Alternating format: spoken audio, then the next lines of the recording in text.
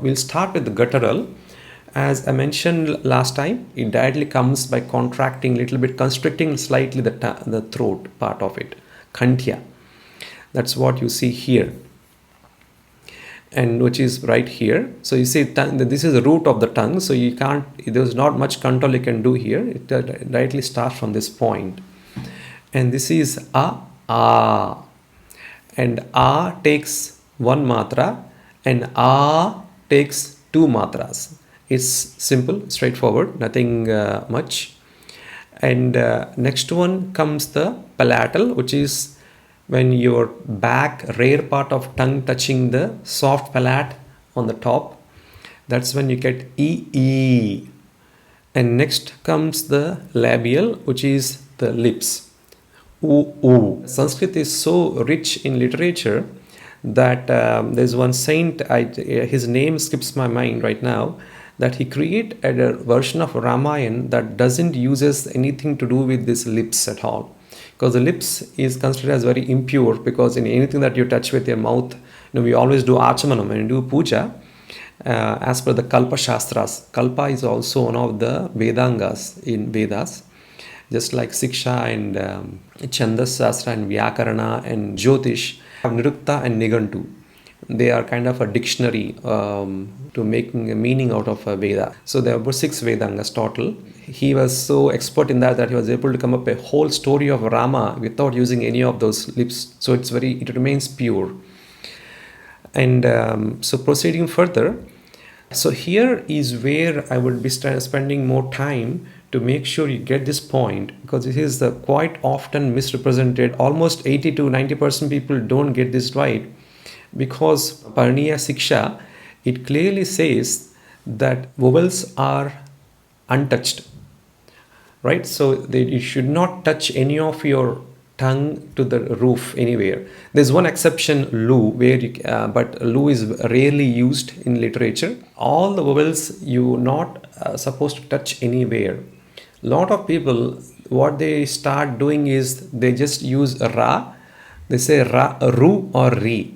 In South Indians, they prefer ru, and the North they become ri. Like for example, Rigveda, like Rigveda or Krishna, or Kripa or Kripa. They say if you see any of these bhajans, they say Kripa, and if you go south, they use ru.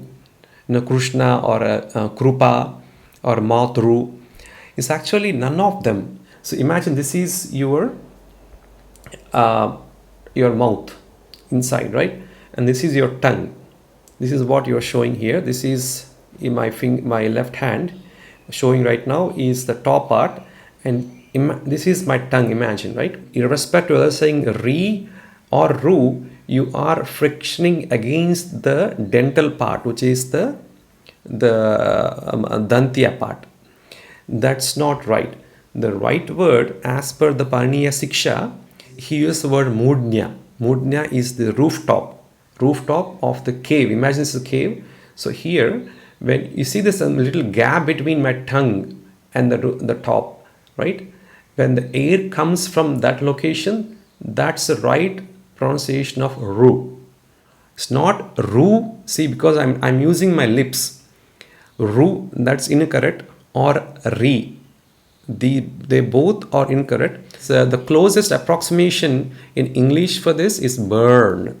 When I say burn or burning, you see how the tongue goes back. Right way to say is r, ra, ra. Look at how neither my lips are moving nor my tongue is coming forward, and just my tongue is pointing towards the top with some air going in between. Ra. So if you say that Rigveda,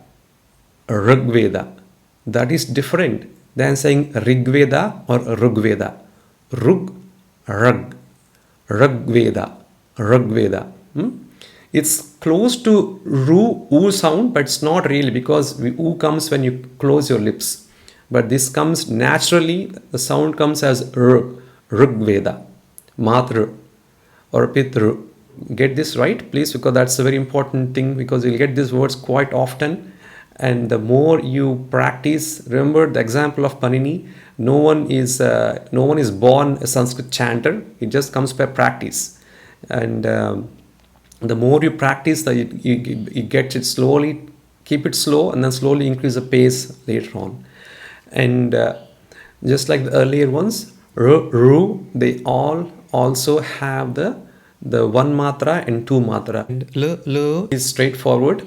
This is one exception because it does touch part of the tongue, the right behind upper part, or rather between the murdya and dantya. You have to touch your tongue here to get the sound la. That's why you're getting here dantya, la, lu. And this is also 90% mistaken. Please don't fall for that. This is not lru or lru. This is not, just because you have a hook doesn't mean that it's actually is the ra. It's not a consonant. And the main simple principle of anything, in especially to do with vowels, is they are basic units. You don't complicate. There are no mishrama. There are no anything you're joining with different consonants. When you say ru, you're actually combining la and ra at the same time. That is not what is the role of vowels are. It's simple. You just have only one location. You just let the sound come from there. That's it. Here, it just comes from the danta. That's it. A lot of people get this mistake because of the hook that they see underneath. Because if you use any of the software or any typing, you'll get it. The la plus ra has different symbol versus the lu. So make sure that you don't do the mistake. For example, in Lalita Sahasranamam, sloka number 8, we have Kadamba Manjari Klapta, not Klorpta. Next one is the diphthongs. They are samyukta swaras. Samyukta. So you basically samyukta akshara is when you mix two consonants. But samyukta swara is when you combine two swaras, two vowels, that creates the diphthongs. And the diphthongs by default, because you are combining two vowels and each vowel has at least one matra each, that by definition makes it a dirgha swara, or hrasva or dirgha is a dirgha. This is also a common mistake I find in mostly, I believe I notice this in North Indian chanting. There's no version is perfect. South has its own fallacies, which I'm gonna explain later on further towards the end of the swaras. When I say North, it means the whole stretch. It's not only one part. It can be even Assam and Bengal and Bihar and various other Madhya Pradesh. And South also comes to some parts of Maharashtra. They also come under South because of the tradition of Gurukul, for whatever that has been going on for so many ages, and their eating habits and whether they determine their changes. But the common mistake they do is not with the A. A is simple. The A, as you see here, it is between Kantya and the Talabya.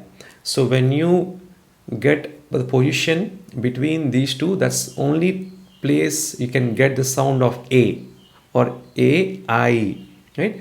So try to see that actually, because A is made up of A and E, right? So try to start with A and E and reduce the sound, reduce the gap. That's when your tongue will adjust automatically to come to the point here. That's when you get to say sound A, like A, E, A, E, A, E, A, right? And that's the location of this one. And next part is I. It's not A, it's A, I. Because notice the A and A and E, when you combine, becomes A. Next one, A and E, which is the two dirghas. When you combine them, that's when you get the I. The reason it has to be I and not like A, because one may ask, like, Swamiji, if you are saying that if I combine A and E, it became A, and if I combine A and E, it can also become A, right? That's a natural question, but the reason it's incorrect is because the matra of that is two matras. So you have to compress all of sound within the two matras, and that comes naturally as I, right? Because you don't have time of saying, like four matras. You only have two matras, and that too within the two matras, the R takes only half matra, and the remaining takes 1.5 matra. I. So you had to compress so fast that becomes I sound. Try it yourself. Same thing with O and OW too. Instead of between the guttural and the palatal, you end up having a midpoint between the guttural and labial, the lips. So it comes around this location. O, OW. The sound comes like when you lock the air between that, that's when you get you're not touching the tongue here. It's you're making a room within your mouth between these two so that the sound comes as O, OW. It's not O, it's O, OW. Same explanation that I just had for the I, we have the same thing for the OW too, is that you compress it within two matras and becomes OW, and it comes in this location, O, OW. And aha. So is simple. That's nothing fancy about this, because you start with A and you close with Ma, so you complete. In fact, has a very significance in Kashmir Shaivism, in even Srividya too, that we use it quite often, Anuswara, right? And it is also called Ayoga Vahaha because it is not present in any of the Maheshwara Sutrani. All the 14s, it's called Ayogaha because did not fit in the Maheshwara Sutran, which is the foundation for the Sanskrit, the Siksha. That's the reason it called the Ayogaha, because it could not fit in that Vahaha, but it still lets you pronounce the letters. So that's why I call Ayoga Vahaha. And is no problem. It is straightforward. And but aha is the common mistake. South does quite mistake this. North is good with this. It's ah. It's not aha. You don't repeat twice, because the duration of is 1.5 matra. It's not 2 matras. That's the reason you had to cut it half. It's as if you have and ha. Right? So when you echo it like aha, that you're making it 2 and you're using 2 swaras there. That's not right. It's only 1.5. The 1 is taken by and the other part is only half of it. So Rama, not Ramaha or Sitayaha, Rama Gachati.